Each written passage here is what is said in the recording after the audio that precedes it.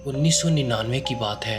लाहौर के करीब गांव के कोने में एक पुरानी हवेली थी जिसे लोग शैतान की हवेली कहते थे।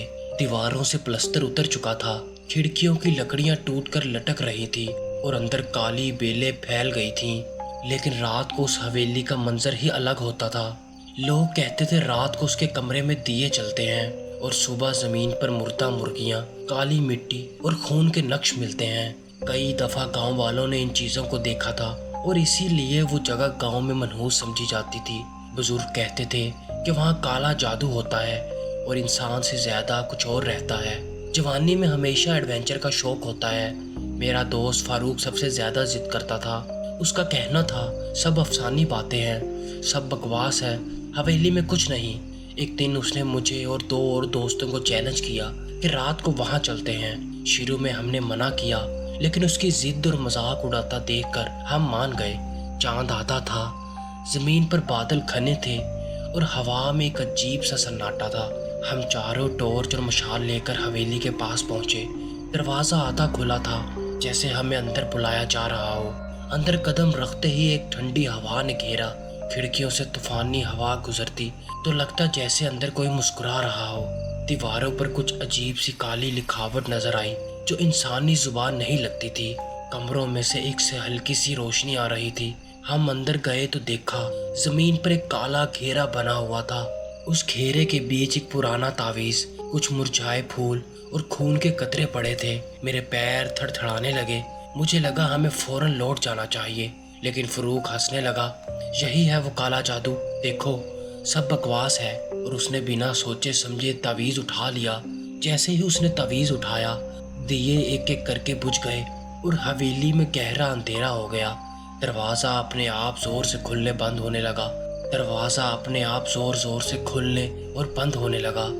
हवा इतनी तेज हो गई जैसे तूफान चल रहा हो। फिर एक आवाज गूंजी, ना मर्द की ना औरत की, बस एक खतरनाक सी हंसी जो पूरे कमरे में गूंज गई।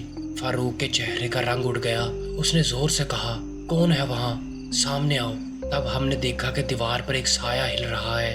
वो इंसान का साया नहीं था, लंबा टेढ़ा मेढ़ा, और उसकी आंखें बिल्कुल सफेद चमक रही थी।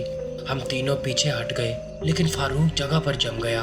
साया धीरे धीरे उसके पास आया और फिर फारूक ने एक ऐसी चीख मारी जो आज भी मेरे कानों में गूंजती है। वो बेहोश होकर गिर गया और तावीज उसके हाथ से गिरकर फिर घेरे के अंदर चला गया। और उस वक्त दिए फिर से जल उठे, जैसे कुछ वापस बंद हो गए हों। लेकिन फारूक की हालत खराब थी।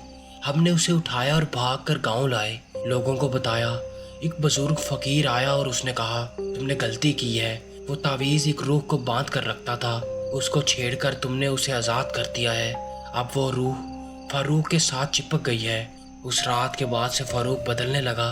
उसकी आंखें हमेशा सुर्ख रहती थीं और वो रात को अकेले बैठकर गुम गुम कुछ बोलता रहता, जैसे किसी से गुफ्तगू कर रहा हो। कभी कभी उसके कमरे से अजीब सी आवाज़ आती, कभी देर रात को वो चुपके से हवेली की तरफ चला जाता। एक दिन उसकी माँ ने चीख मारकर हमें बुलाया। फारूक के कमरे में दीवार पर खून से अजीब नक्श और सिंबल बने हुए थे जो इंसानी समझ से बाहर थे। फकीर को फिर बुलाया गया। उसने कहा, ये काले जादू के निशान हैं। अब वो रूह उसके अंदर उतर चुकी है, अब उसका पीछा करना मुश्किल है। दिन बीते और फारूक इंसान से ज्यादा कुछ और लगने लगा। उसकी ताकत बढ़ गई थी। एक दफा उसने मुझे इतनी जोर से धक्का दिया कि मैं बेहोश हो गया। उसकी आंखें कभी कभी बिल्कुल सफेद चमकने लगती और उस वक्त उसके चेहरे पर वही खतरनाक हंसी होती जो हवेली में सुनी थी। गांव वालों ने कहना शुरू कर दिया कि फारूक अब इंसान नहीं रहा, उसके अंदर वो मखलूक घुस चुकी है जो काला जादू के अमल से आज़ाद हुई थी। कुछ लोग कहते हैं फारूक मर गया, कुछ कहते हैं वो अब भी जिंदा है, लेकिन इंसानों से दूर रहता है। हवेली में अब भी रात को दिए जलते हैं और अजीब आवाज़ें आती हैं और लोग कहते हैं कभी कभी वहाँ फारूक की हंसी गूंजती है। लेकिन फारूक तो गाँव में होता ही नहीं। मैं आज भी उस रात को भूल नहीं पाया जब हमने हवेली में कदम रखा था। कभी कभी रात को अकेला होता हूँ तो लगता है कोई मेरे पास बैठा है, कोई मेरी गर्दन के पीछे सांस ले रहा है।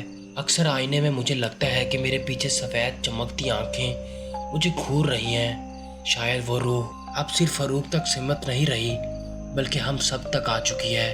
یہ تھا لاہور کی اس حویلی کا واقعہ جہاں کالے جادو کا سایہ اب بھی بھٹک رہا ہے۔ شاید یہ صرف کہانی لگے لیکن گاؤں والوں کے لیے یہ اب بھی حقیقت ہے۔ اگر آپ کو یہ ڈراؤنی داستان پسند آئی تو ویڈیو کو لائک کریں اور چینل کو سبسکرائب کرنا نہ بھولیں۔ اگلی کہانی میں پھر ملاقات ہوگی، تب تک اندھیروں سے بچ کر رہیے کیونکہ ہو سکتا ہے کوئی آپ کو دیکھ رہا ہو۔